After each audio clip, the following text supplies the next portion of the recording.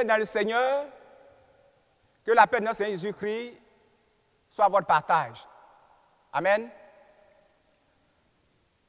En ce jour, notre méditation va porter sur la première épître de Pierre, le chapitre 4, les versets 17 à 19. Et le thème qui va coordonner tout cela s'intitule comme suit: le moment du jugement par la maison de Dieu.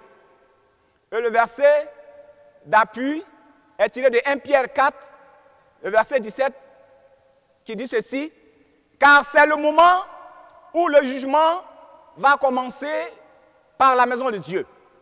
Essayons de reformuler ce texte pour notre compréhension. Nous pouvons dire: c'est par les chrétiens que commencera le jugement de Dieu. Pour mieux étayer notre compréhension, voici le cheminement que nous allons suivre. Mais avant ça, veuillons nous incliner pour implorer la présence de Dieu en ce moment.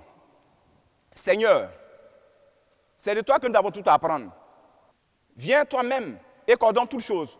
Ouvre nos esprits à l'écoute de ta parole et donne-nous, Père, de pouvoir transmettre fidèlement le message que tu as apporté pour ton peuple. Amen. Alors, comme je disais tantôt, pour mieux étayer notre compréhension, voici le cheminement que nous allons suivre. Nous allons déterminer le contexte, le message de 1 Pierre 4 pour ses contemporains, et pour nous aujourd'hui, et pour actualiser tout cela, nous allons nous poser une série de questions avec des réponses et tirer les leçons et conclure. Nous lisons 1 Pierre 4, 17, 19.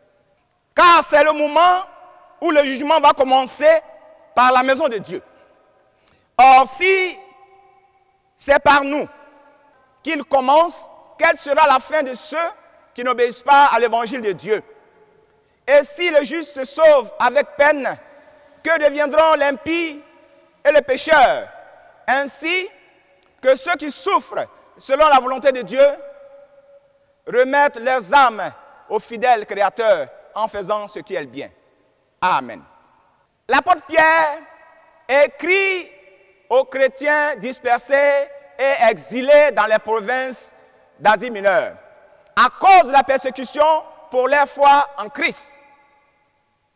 Il n'y a cessé de les exhorter sur la vie chrétienne, faite de sacrifices, de respect, d'humilité, de sainteté, de persévérance, d'acceptation de sa part de souffrance en tant que chrétien véritable.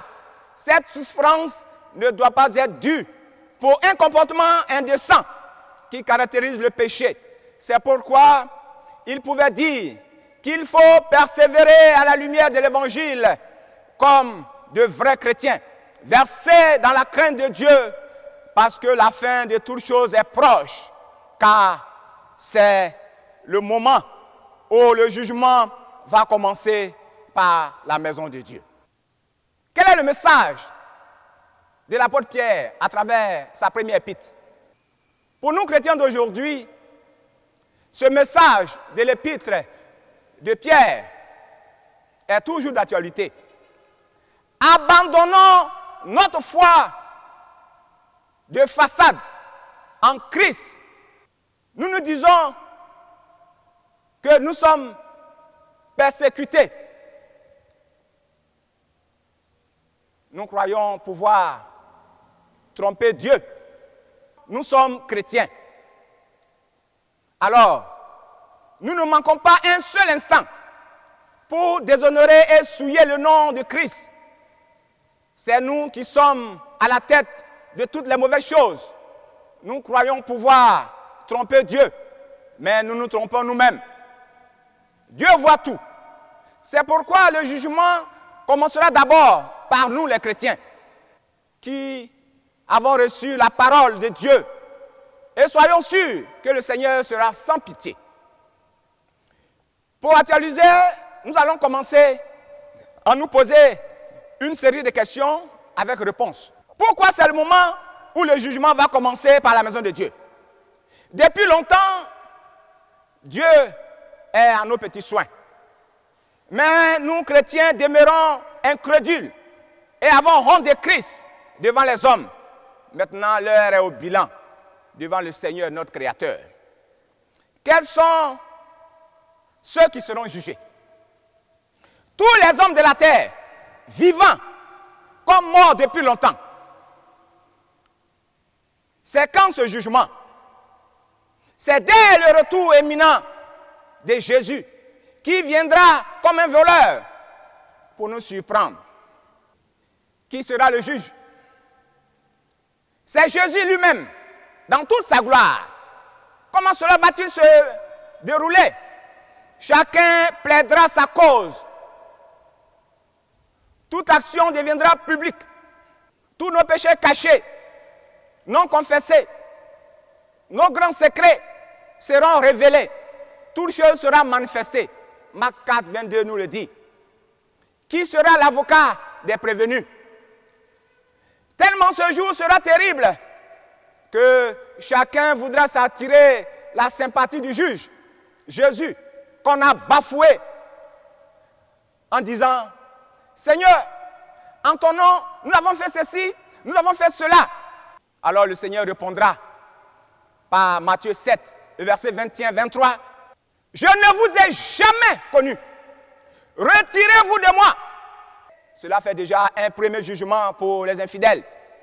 Ta foi et tes œuvres seront ton avocat défenseur. Tu auras nos œuvres secrètes. Marc 4, le verset 22, nous le stipule. Romains 2, le verset 16. Notre caractère. Romains 2, le verset 5 à 11. Nos paroles. Matthieu 12, verset 36 à 37. Nos bonnes œuvres. Éphésiens 6, le verset 8. Nos attitudes. Matthieu 5, le verset 22. Nos intentions. 1 Corinthiens 4, le verset 5. Nos manques d'amour. Colossiens 3, 18. Colossiens 4, 1. Notre œuvre et notre ministère. 1 Corinthiens 3, 13. Le verdict. Il y a deux cas. Soit tu es condamné, soit tu es acquitté. Si tu es condamné, tu vas en enfer, dans le feu, là où il y a des pleurs et des grincements de dents.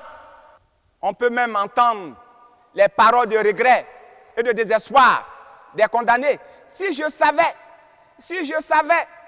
j'allais faire ceci, j'allais faire cela, j'allais goûter ceci. Oui, ce sont des paroles de désespoir, car ils sont perdus à jamais. Mais si tu es acquitté, tu vas au paradis. Tu vis désormais dans la maison de notre Seigneur et tu reçois la vie éternelle avec les honneurs dus à ton statut de vrai chrétien. Et la parole sainte de ton Dieu t'accompagne dans ce grand moment. Bon et fidèle serviteur, rentre dans la joie de ton maître. Mon frère, ma soeur, il n'est pas trop tard. Toi qui m'écoutes, toi qui es assis devant ta télévision et qui écoute et qui me regarde, il n'est pas trop tard pour mieux faire, mon frère, ma soeur. Dieu a trop fait pour toi. Tu n'as plus d'excuses. Ne sois pas chrétien. Sois chrétien. Sois chrétien. Car Jésus revient bientôt. C'est par toi qu'il commencera. C'est par toi que commencera le jugement. Et ça sera sans pitié. Ça sera sans pitié pour nous les chrétiens. Ça sera sans pitié pour toi. Sans pitié pour moi, mon frère, ma soeur. Je t'invite à méditer ton sort, à t'approcher du Seigneur, en abandonnant cette vie, en confessant Jésus, en vivant selon ses préceptes et selon ses recommandations. Car c'est par toi que commencera le jugement et ce sera sans pitié pour toi. Bien-aimés, inclinons dans la prière. Merci Seigneur. Merci de ce que ta révélation nous fait tressaillir. Donne-nous cette force de pouvoir, Père, nous éloigner du péché et nous engager véritablement à demeurer des fidèles, à demeurer des chrétiens, dignes de ce nom. Non pas qui auront de confesser Jésus devant les hommes, mais qui chargent Jésus parce que tu es digne d'adoration. Au nom de Jésus, nous t'avons prié. Amen.